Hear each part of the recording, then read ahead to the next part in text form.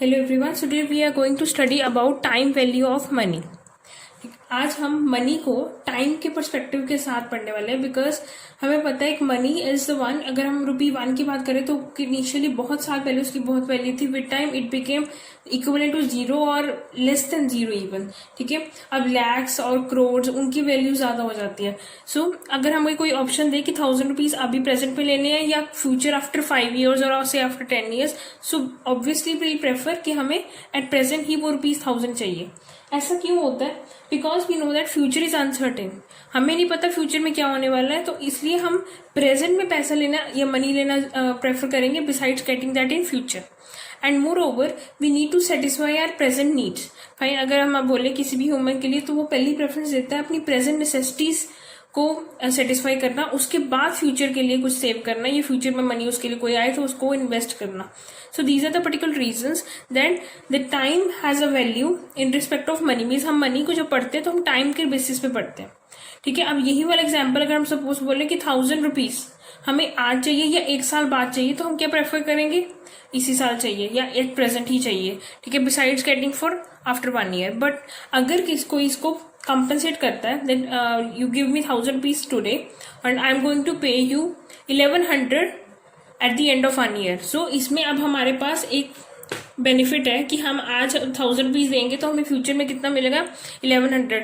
Basically अगर हम इस पर रेट कैलकुलेट करें तो this becomes 10%. that the person is going to compensate at the rate of 10%. So then we can easily give the ₹1000 in a hope कि हमें future में ₹1100 मिलेंगे, means at the rate of 10%. So in that way the time has a very important determinant in determining कि हमें money invest करनी चाहिए या नहीं करनी चाहिए. For this there are 2 techniques, compounding techniques and discounting techniques. Compounding techniques is to calculate the future value. Means हमें पता है कि आज प्रेजेंट मुझे जैसे ₹1000 है तो उसकी फ्यूचर में क्या वैल्यू बन जाएगी, that is we apply compounding techniques there.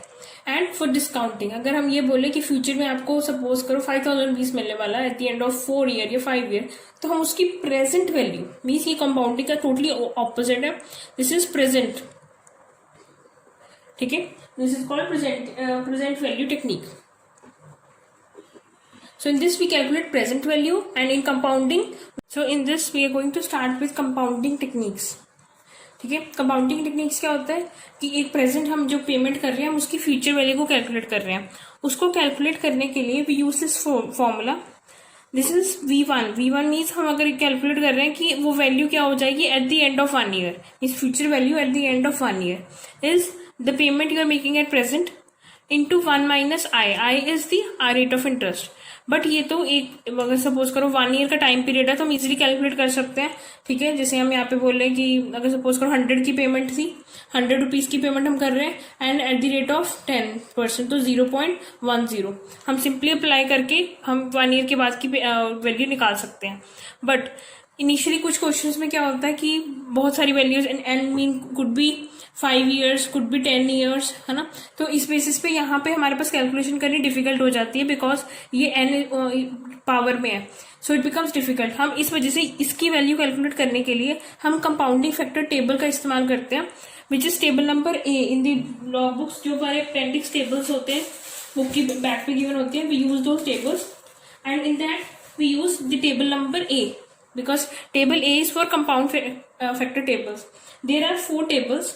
ठीक है, बट इसमें हम सिर्फ टेबल A का इस्तेमाल करते हैं. और वो कब होता है? जब हम एक ही बार पेमेंट कर रहे हैं. सपोज हमने ₹100 पेमेंट की और हम उसकी वैल्यू 5 साल के बाद निकाल रहे हैं. सो एक बार single payment. So this is being used for single payment. Because अगर हम ऐसा है कि हम हर साल पेमेंट कर रहे हैं, उसकी वैल्यू निकालनी है तो उसका एक अलग फॉर्मूला, अलग टेबल यूज होगा. This is use for only a single payment. Clear. अब एक और इसी में कंपाउंडिंग टेक्निक्स में हमारे पास डबलिंग पीरियड का फॉर्मूला होता है, जिसमें रूल ऑफ 72 और रूल ऑफ 69 का फॉर्मूला है.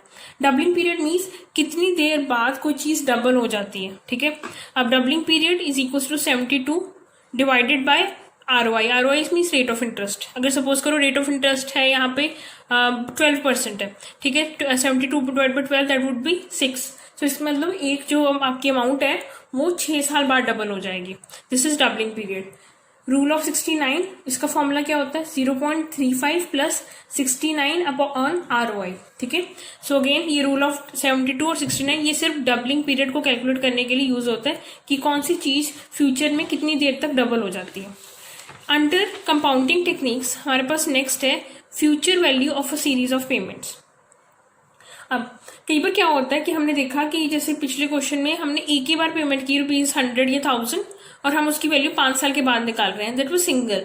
But may be the situation would be कि हम पेमेंट कर रहे हैं, ठीक है, जैसे यहाँ पे पेमेंट कर रहे हैं, हम अलग अलग पेमेंट कर रहे हैं, 1000 at the end of year 1, 2000 at the end of year 2, 3000 at the end of year 3, then 2000 at the end of year 4 and 1500 at the end of year 5, ठीक है। अब यहाँ पे क्या हो जाएगा कि हमने भी इसमें फ्यूचर वैल्यू निकालनी है, बट यहाँ पे सीरीज ऑफ पेमेंट्स है, यहाँ पे सिंगल पेमेंट भी नहीं है और यहाँ पे हम सीरीज पेमेंट्स और सीरीज ऑफ पेमेंट्स सेम नहीं है, इक्वल नहीं है, ठीक है। सो बिकॉज अगर सीरीज ऑफ पेमेंट्स हो और वो इक्वल हो उसको हम एनओटी बोलते हैं, जो हम नेक्स्ट डिस्कस करेंगे। बट यहाँ पे सीरीज ऑफ पेमेंट्स है and the payments are not equal. So हम क्या करेंगे, हम एक तो एंड ऑफ ईयर पे कर रहे हैं, so number of years compounded. अब 1000 है, मैंने eight the end of year पे किया 1, फर्स्ट ईयर के एंड में पे किया और हमने कितने का निकाला है 5 ईयर्स तक। सो कितने साल कंपाउंड होगा 4 ईयर्स तक। अब सेकेंड ईयर के एंड में 2000 पे किया है, so rest of the years will be 3, then 3000 at the end of year 3, तो कंपाउंडेड कितने हो जाएंगे 2। ऐसे 2000 कंपाउंडेड कितने हो जाएंगे 1, 1500 तो हम at the end of year 5 ही पे कर रहे हैं, तो that will be compounded will be 0। उसके बाद हम क्या करते हैं, हमने कंपाउंडिंग इंटरेस्ट फैक्टर्स यहाँ पे फैक्टर्स नोट डाउन किए। सो कंपाउंडेड फैक्टर से जैसे यहाँ पे हमारे पास नंबर ऑफ ईयर्स कंपाउंडेड हमने देखा 4 है, फाइन, और इसका रेट ऑफ इंटरेस्ट कितना है 10%। सो हम उसके बेसिस पे हम वैल्यूज को नोट डाउन कर लेते हैं from the compounding factor table. So I just show it to you this one instance.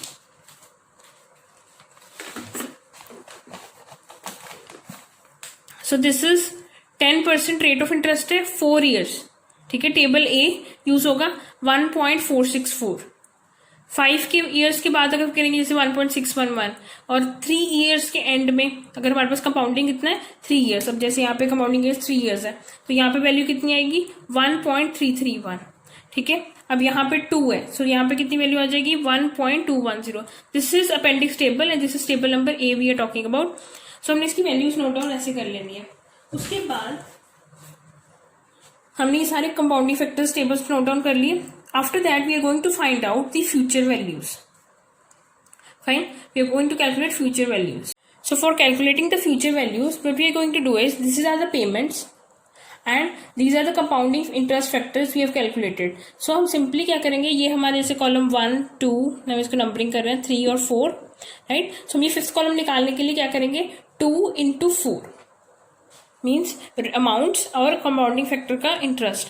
अब इसको हम मल्टीप्लाई जैसे 1000 into 1.464 that will come out to be 1464, 2000 into 1.331 that will come out to be 2662, ठीक है। Simply again जैसे calculator देखें 3000 into 1.210 this will come out to be 3630। Same way calculating for the other two, this will come out to be 2200 and 1500. So this is 11456. इसका मतलब हमने जो payment की थी, ये सीरीज ऑफ पेमेंट्स की थी 5 ईयर्स में, उसकी हमें टोटल में फ्यूचर वैल्यू कितनी हो जाएगी 11456 इज द फ्यूचर वैल्यू। तो हमने इसमें कंपाउंडिंग टेक्निक लगाकर फ्यूचर वैल्यू निकाल लिया और अगेन यूज टेबल ए। अब हुई टेबल ए की बात। अब क्या होता है, हमने नेक्स्ट टाइम एक टर्म पढ़नी है that is annuity, compounding value of annuity, ठीक है। बिकॉज ऐसा होता है कि हम कई बार जैसे आपने कोई इंश्योरेंस कराई हुई है तो हम हर साल उसका प्रीमियम पे करते हैं, तो हर साल सेम अमाउंट पे करते हैं फॉर कुछ स्पेसिफिक ड्यूरेशन के लिए। So annuity is something which involves a series of equal payments for a specified duration. कुछ स्पेसिफिक ड्यूरेशन के लिए जब हम पेमेंट करते हैं दैट इज एन्युटी, ठीक है। और वो सीरीज ऑफ इक्वल पेमेंट्स, यहाँ पे क्या आ जाता है series of equal payments.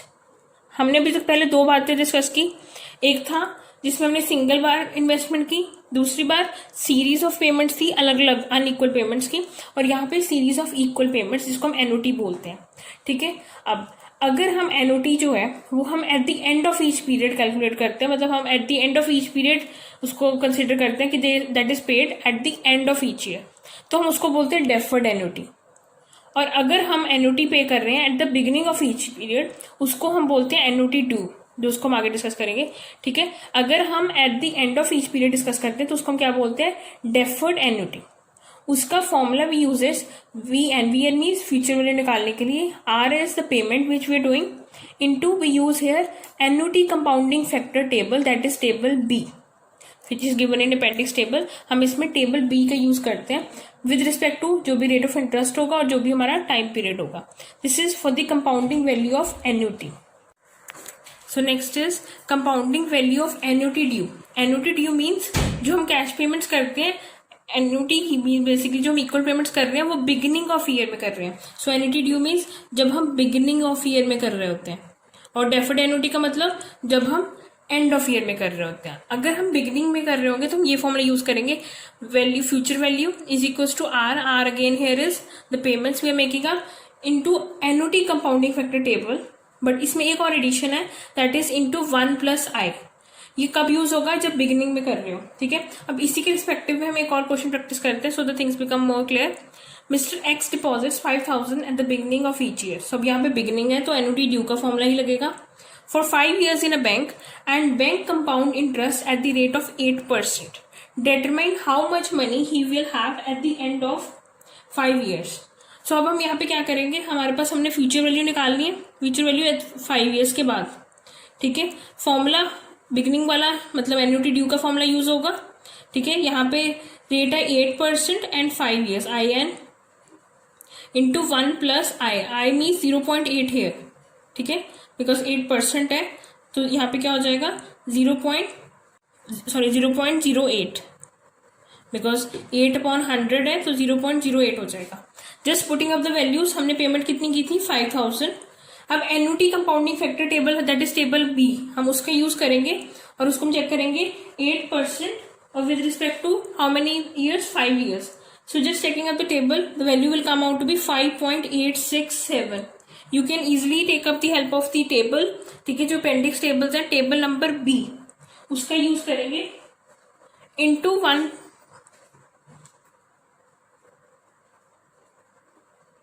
1.08, this will be the amount. ठीक है, just calculating this means here comes out to be this 5000 into 5.867 into 1.08. This comes out to be 31,681 rupees, 31,681.8 rupees. ठीक है, this is future value which we have calculated. So next we are going to discuss is discounting factor, or you also say present value techniques.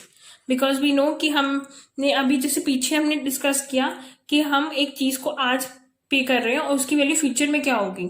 अब ये totally opposite है, इसमें हम क्या discuss कर रहे हैं, हम पेमेंट करेंगे, मैक्सिमम को फ्यूचर में पेमेंट मिलने वाली है, उसकी आज की वैल्यू कितनी होगी। सो दैट इज डिस्काउंटिंग फैक्टर और प्रेजेंट वैल्यू टेक्निक। ठीक है, अब हम उसमें डिस्काउंटिंग फैक्टर्स के ही टेबल यूज करेंगे। अब उसको समझने के लिए we are going to take up one question. Mister X is to receive 5000 after 5 years। अब उसको 5 years के बाद 5000 रुपीज मिलने वाले हैं। His time preference for money is 10%। Calculate its present value by using discounting factor table. हम यहाँ पे डिस्काउंटिंग फैक्टर टेबल यूज करेंगे एंड डिस्काउंटिंग फैक्टर टेबल अगर अपेंडिक्स टेबल की बात करें तो वो टेबल सी है। ठीक है, अब फ्यूचर वैल्यू हमें कितनी मिलने वाली है 5000। ठीक है, और हम डिस्काउंटिंग फैक्टर चेक करेंगे जो हमारे 10% और हमारा टाइम पीरियड कितना है 5 years। हम उसके रिस्पेक्टिव में हम चेक करेंगे कि हमारी वो वैल्यू कितनी है फ्रॉम टेबल सी। ठीक है, दैट इज अगर आप चेक करोगे that will come out to be 0.621। So simply 5000 into 0.621, 5000 into 0.621, 3105। This means you are making a payment of 3105, आपकी पॉकेट से आज 3105 जाएंगे तो आपको फ्यूचर में कितने मिलेंगे 5000. सो हमारे इसकी प्रेजेंट वैल्यू कितनी है 3105. This is present value which is denoted by PV. ठीक है. अब हम इसमें भी सेम वे जैसे हमने कंपाउंडिंग में डिस्कस किए थे कि सीरीज ऑफ पेमेंट्स में होता है या हम एक ही बार पेमेंट करते हैं. ये वाला क्वेश्चन था, ये था जब हम सिंगल पेमेंट करते हैं. ठीक है, जो फर्स्ट केस वहां पे था सेम वे यहाँ पे. ठीक है. अब इसमें भी हम वही डिस्कस करेंगे. हम सीरीज ऑफ अनइक्वल पेमेंट्स करते हैं और सीरीज ऑफ अगर इक्वल पेमेंट्स करते हैं, सीरीज ऑफ इक्वल पेमेंट्स जिसको हम क्या बोलते हैं, हम एन्युटी बोलते हैं. So we are going to discuss with that. So in the same way जैसे हमने कंपाउंडिंग टेक्निक्स में डिस्कस किया था about the future value of series of payments. अगर हम कोई पेमेंट्स करते हैं और unequal payments in a series, because अगर हम इक्वल में करते हैं तो हम उसको एन्युटी बोलते हैं. ठीक है. बट हम इसको अनइक्वल करते हैं और हमें सपोज करो यहाँ पे जैसे दिया हुआ कैश फ्लोज हमें मिल रहा है एट द एंड ऑफ, हमें फर्स्ट ईयर में 5000, सेकेंड ईयर में 10,000, थर्ड ईयर में 10,000, फोर्थ ईयर में 30,000, 5 ईयर में 2,000. ठीक है. सो this is not 30,000, this 3,000 please not. उसके बाद अब यहाँ पे हम क्या करेंगे, जस्ट राइटिंग दिस अगेन. अब यहाँ पे हम क्या करेंगे, हमने इसकी प्रेजेंट वैल्यू निकालनी है. हमने उसमें फ्यूचर निकाली थी, हम यहाँ पे हम क्या करना है, हम प्रेजेंट वैल्यू निकाल रहे हैं. ठीक है. For calculating present value we have assumed the discounting rate factor is 10%. So हम यहाँ पे discounting factor table that is table C उसका यूज करेंगे. जैसे फर्स्ट ईयर पे प्रेजेंट वैल्यू फैक्टर का एट 10% रेट है 0.909, 0.2826 for 2 years, 0.751, 0.683 and 0.621 which you can easily note down from table C. Now moving on, हम प्रेजेंट वैल्यू निकालने के लिए will multiply cash flows and present value factor. That is this is column 1 2 3, तो column 2 into column 3. 5000 into 0.909, this will come out to 4545. Means हम आज 4545 invest करें तो हमें फ्यूचर में 5000 मिल रहा है at the end of year 1. For the next will come out to be 8260, 7510, then 3000 into 0.683, 2049, 1242. Totalling up this is come out to be 23606. This is present value. अब हम क्या निकाल रहे हैं, प्रेजेंट वैल्यू, जिसमें हमने टेबल सी का यूज किया. और ये कब यूज होगा, जब हम यहाँ पे एक तो सीरीज ऑफ पेमेंट्स हैं और हम अनइक्वल पेमेंट्स हमें रिसीव हो रही हैं. ठीक है. फ्यूचर जैसे 1000 1 ईयर के बाद, 2 ईयर के बाद, 3 ईयर के बाद, 4 ईयर के बाद, 5 ईयर के बाद, हमने उसकी प्रेजेंट वैल्यूज निकाल के सम अप किया. This is what present value of series of payments. So next we are going to discuss about the present value of annuity. अब यहाँ पे हम एन्युटी भी दो वेज में होती है. एक, या तो हमें पेमेंट जो है वो हमें मिल रही हो यहाँ पे लाइक हमारी कैश फ्लोज हो रही है, ये एंड ऑफ ये पीरियड वाली है. ठीक है. जब एंड ऑफ 1 ईयर या एंड ऑफ 2 ईयर मिलती है तो हम क्या यूज करेंगे, प्रेजेंट वैल्यू निकालने के लिए present value is we not into जो पेमेंट हमें फ्यूचर में मिलने वाली है इंटू एडीएफ. एडीएफ का मतलब है यहाँ पे एन्युटी डिस्काउंटिंग फैक्टर. हम annuity compounding factor that is table B use कर रहे थे पहले. अब यहाँ पे एन्युटी डिस्काउंटिंग फैक्टर अगर प्रेजेंट वैल्यू निकालना है that is table D in appendix table. Fine. So this is will be used. और अगर एन्युटीज बिगिनिंग ऑफ द पीरियड में मिल रही होंगी तो हम यहाँ पे भी ऐसे हम टेबल डी का ही इस्तेमाल करेंगे. बट यहाँ पे फॉर्मूले में चेंज है. एक यहाँ पे payment into ADF into 1+i, ये एक एडिशन है. अगर एन्युटी ड्यू मीन्स बिगिनिंग में कैश फ्लोज है. So I hope it is clear. So now practicing one question. So our concept becomes more clear. Mr. A has to receive 1000 at the beginning of each year for 5 years. उसको 5 years के बाद हमें हर साल beginning में 1000 rupees मिलेगा. Beginning तो annuity due हो गया केस, हमने प्रेजेंट वैल्यू निकालना है. तो यहाँ पे ये 1000 है. अब एडीएफ, जो एडीएफ हम देखेंगे दैट इज टेबल डी. ठीक है. विद रिस्पेक्ट टू हमारे पास रेट ऑफ इंटरेस्ट है 10% 5 years के लिए into 1+i. i mean 0.05 because यहाँ पे 5% है.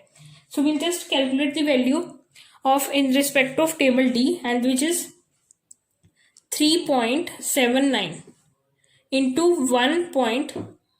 Here rate of interest is 10%, so I'm just making correction. This is not 5%, this is 10%. So 1.10 into 1000. Simply we'll multiply this and which comes out to be rupees 4170. Please note while making up a calculation, first of all you should multiply the figures with in the product. आपका answer हमेशा सही आएगा.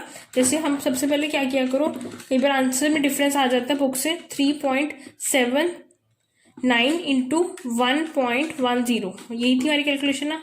सो ये आ रही है 4.169. ये हम इसको कर सकते हैं, राउंड ऑफ कर लो, यहीं पे कर सकते हो आप. 4.17 इंटू 1000 कर दो, 4170. तो एग्जैक्ट आंसर्स आएंगे बुक से. सो पहले ब्रैकेट सॉल्व करो, ठीक है, उसका राउंड ऑफ कर सकते हो up to 2 decimals and then multiply with the outer figure. अब इसमें एक और एडिशन है प्रेजेंट वैल्यू में, present value of infinite life annuity. अगर आप कोई पेमेंट्स जो है आपको रिसीव होने वाली हो इन परपेचुअली, मीन्स लाइफ, जब तक आपकी लाइफ है तब तक आपको इनफाइनाइट टाइम पीरियड के लिए मिलेगा. तो उसके लिए कभी हमें प्रेजेंट वैल्यू निकालनी होती है तो हम सिंपल फॉर्मूला यूज करते हैं, R upon I. R means payment जो हमें मिलने वाली है for infinite life time period, upon I. I is rate of interest. जैसे calculate the present value of 1000, हमें जो रिसीव होगा in perpetual, for perpetually means continuously for infinite life time period at discount rate of 10%. So simply will do is 1000 clear upon 10% है, ठीक है. So that is upon 10 into 100. So this will come out to be, just cancelling this, 10,000. This will be our present value factor. So that was all about time value of money, the techniques of time value of money, which is compounding and discounting techniques. Thank you.